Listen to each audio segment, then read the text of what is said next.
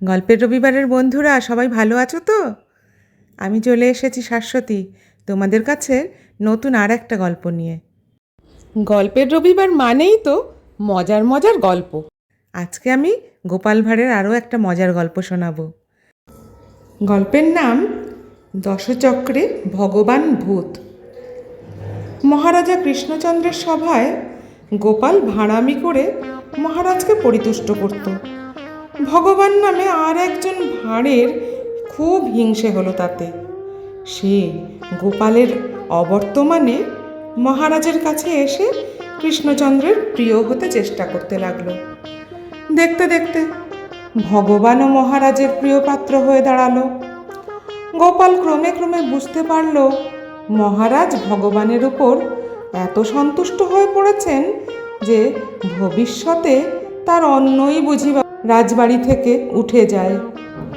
গোপাল স্থির করল, বেটা ভগবানকে সরাতে না পারলে কোনো রকমে তার মঙ্গল হবে না। যাতে আগামীকাল হতেই ভগবান আর রাজসভায় ঢুকতে না পারে তার চেষ্টা করতে হবে। পারিষদরা দল বেঁধে পরামর্শ করল, ভগবানকে আর রাজসভার মধ্যে প্রবেশ করতে দেয়া যাবে না। সকলে মিলে মন্ত্রণা করল, দাঁড়িকে ডাকো যাতে কাল থেকে ভগবান আর রাজসভায় প্রবেশ করতে না পারে। যথারীতি তাই হলো।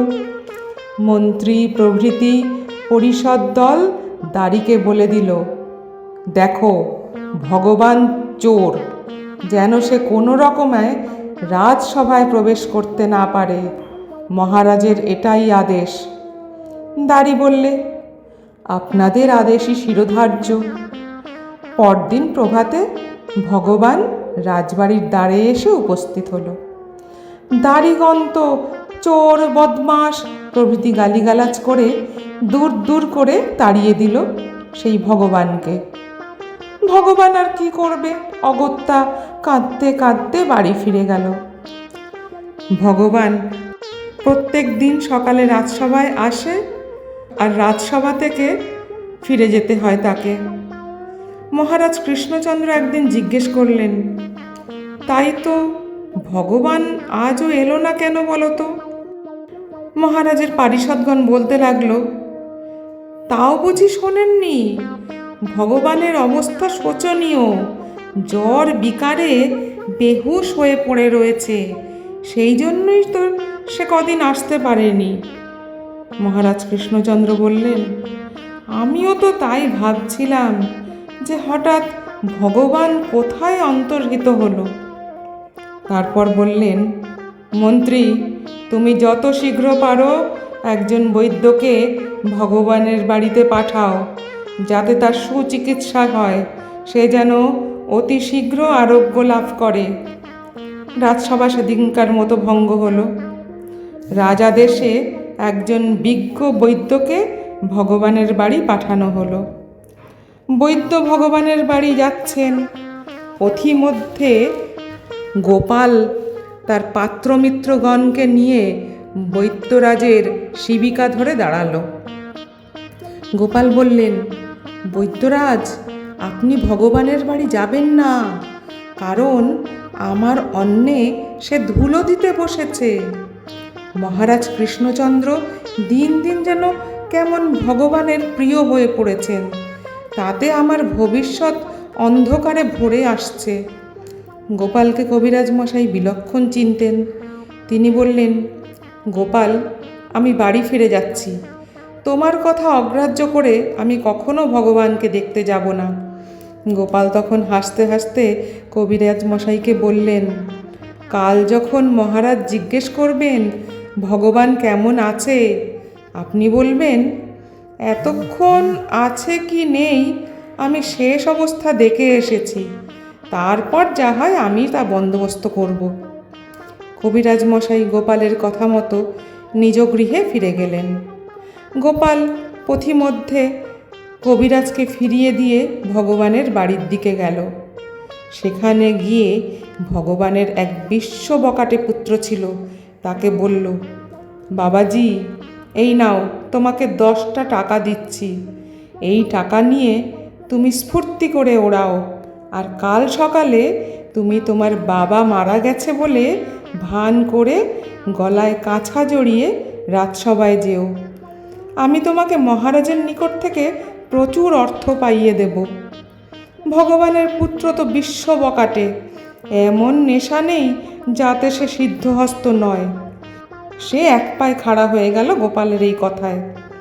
পরদিন মহারাজ কৃষ্ণচন্দ্র কবিরাজকে ডেকে ভগবানের সংবাদ জিজ্ঞেস করলেন।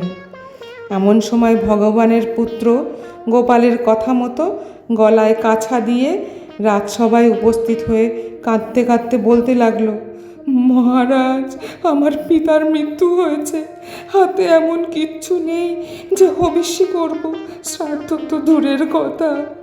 মহারাজ কৃষ্ণচন্দ্র ভগবানের মৃত্যু সংবাদে বড়ই দুঃখিত হলেন। ভগবানের পুত্রকে শ্রাদ্ধের জন্য 1000 টাকা দান করলেন। ভগবানের পুত্র একসঙ্গে 1000 টাকা পেয়ে আনন্দে নৃত্য করতে করতে চলে এলো।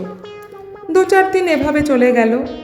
দাঁড়িরা ভগবানকে আর রাজসভায় প্রবেশ করতে দেয় না।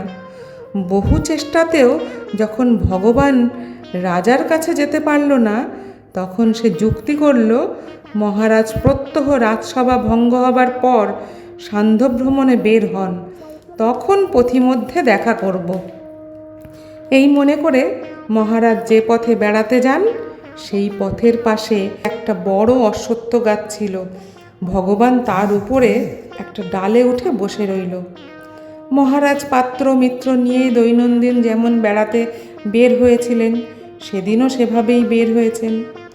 তারপর সেই অশ্বত্থ গাছের কাছাকাছি আসতেই ভগবান গাছ থেকে নেমে এসে মহারাজকে বললেন, মহারাজ প্রণাম। মহারাজ কৃষ্ণচন্দ্র ভগবানকে দেখেই তো আতঙ্কে শিউরে উঠলেন। পাত্রমিত্রগণ বলতে লাগলো, মহারাজ সর্বনাশ, বেটা ভূত হয়ে আপনার অনিষ্ট করতে এসেছে, সরে আসুন, সরে আসুন, যেন ওর সঙ্গে কোনো কথা কইবেন না। বেটা মরে ভূত হয়েছে, তাও মহারাজের পিছন ছাড়ছে না। মহারাজ কৃষ্ণচন্দ্র বললেন, তোমরা কি ভগবানকে দেখতে পাচ্ছ? পাত্রমিত্ররা বললেন, যখন অশ্বত্থ গাছ থেকে নামলো তখন দেখেছিলুম, এখন তো কই আমরা আর দেখতে পাচ্ছি না। মহারাজ বললেন, এই যে আমার সামনে দাঁড়িয়ে আছে। পাত্রমিত্রগণ বললেন, কই মহারাজ, আমরা তো কেউ ভগবানকে দেখতে পাচ্ছি না। মহারাজ তো ভয়ে মূর্ছিত হয়ে পড়লেন। পাত্রমিত্রগণ মহারাজকে ধরাধরি করে বাড়ি নিয়ে এলেন। ভগবান তখন কি বলবে, কি করবে, কিছুই স্থির করতে পারল না। সে নির্বাক হয়ে দাঁড়িয়ে ভাবতে লাগলো। এদিকে পশ্চাৎ হতে গোপাল এসে বলল, ভগবানদা, আমাদের অন্নে আর ধুলো দেবে?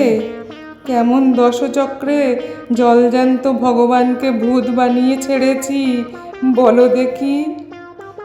ভগবান এ কথার আর কোনোই উত্তর দিতে পারল না। কি করবে বেচারা, মনোকষ্টে বাড়ির দিকে রওনা হলো।